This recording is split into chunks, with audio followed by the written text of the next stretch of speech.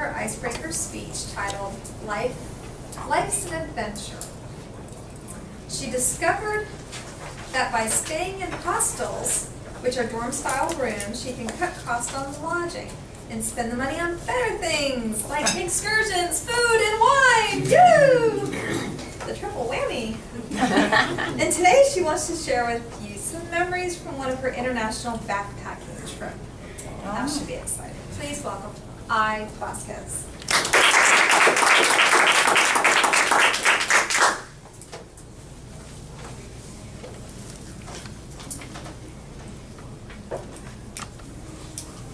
I've attended the Toastmaster meetings for a few weeks now and have learned a lot already. But you guys still don't know anything about me. So here are a few facts about me. My first name, it means love in Japanese. I was born in New York, moved to Orlando when I was 12. I went to UCF, got my accounting degree, and eventually my CPA license. I'm a mom of two wonderful boys, Kenzo, who's 2.5, and Raiden, who's 6 months old. I can spend all day talking about them, but since I don't have that much time, instead, I'll share with you some of my interests before I became a mom, a time when I had more time. I love traveling and outdoor activities. My goal was to visit all 7 continents one day. I've been to 6 so far. I'm only missing a trip to Antarctica to accomplish my goal. One of my most memorable trips was to New Zealand with my husband Orlando. I loved it because it was adventurous and spontaneous. We just rented a car, got a map, and winged it for 3 weeks. It was awesome. There's so much to do in New Zealand.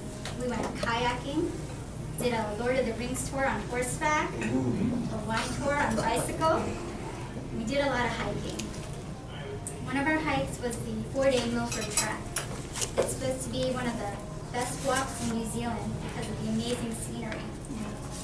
My husband, Boy Scout that he is, wanted us to be prepared, so we had packed everything. We had stuff just in case it rained, just in case it snowed, and we got stranded on the side of a mountain, whatever. It's good to be prepared, but on the downside, you have to carry all this stuff on your back, and for 4 days. We laugh about it now, but at the time, especially when there was an uphill climb, it wasn't that funny. Another hike we did was on a glacier. You have to wear special spiky shoes called crampons over your hiking boots so that you have traction on the ice. We hiked on the glacier until we found a nice ice wall. Then we did a little ice climbing. The guys did a little demo and made it look so effortless. You swing 2 axes into the ice to get your gripping, and then you kick your crampons into the ice to get your footing. You repeat until you get to the top. It didn't happen like that. It does, but I had trouble swinging the axes into the ice. Then fatigue set in, and I lost my grip. I was dangling from the safety rope. But eventually, I made it to the top. One of the hikers that we met recommended sailing or rappelling in Wanaka. We booked a tour and drove out to the canyons. Using ropes and carabiners, we jumped through waterfalls down to the bottom of the canyon. It was so much fun. Sailing isn't the only adventurous thing that we did.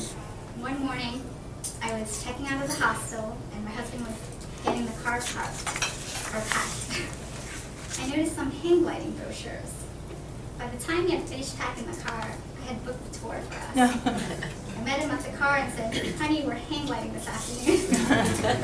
He thought I was joking, but I wasn't. He's such a good sport. It was a tandem flight, so they strap you into the hang glider with an experienced pilot, and you both run until you get to the edge of the cliff.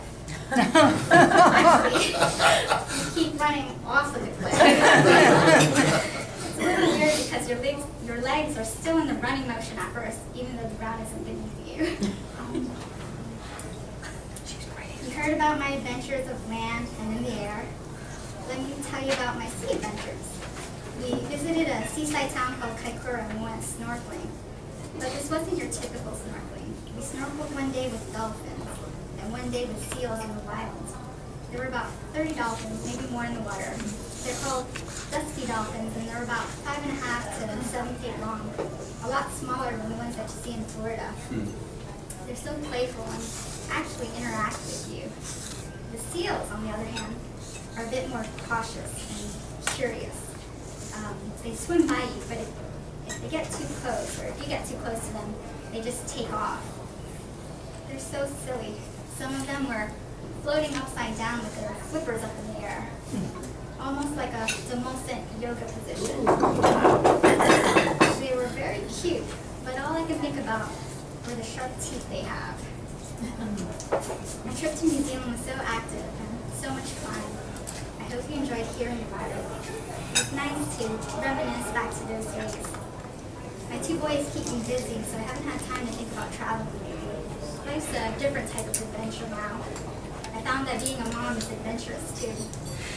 But I can't wait until the boys are old enough so that we can all travel together and have a real adventure.